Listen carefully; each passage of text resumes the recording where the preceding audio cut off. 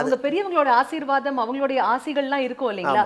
தரமட்டமாக்கணுங்கிற வார்த்தை கேட்கும் போதே மனசு வலிக்குதுங்க ஐயா. ஏங்க ஐயா? கரெக்ட். ஒரு இந்த இடத்துல தான் நம்ம ஜோசியத்துக்குள்ள போறோங்க. இப்போ ஒரு ராசியில ஒரு வருஷத்துக்கு எத்தனை எத்தனை நாளுங்க?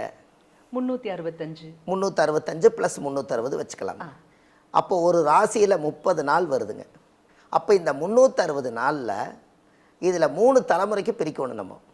மேசத்துலேருந்து கடகம் வரைக்கும் எடுத்திங்கன்னா மேசம் 30, ரிஷபம் 60, மிதுனம் 90, கடகம் 120. அப்போ ஒரு தலைமுறை 120 வருஷம். ஒரு மனிதனுக்கு ஆயுள் 120 வருஷங்க. இந்த கடகம் வரைக்கும் ஒரு தலைமுறை வாழ்ந்துட்டு அந்த வீட்டை விட்டு போயிட்டாங்க.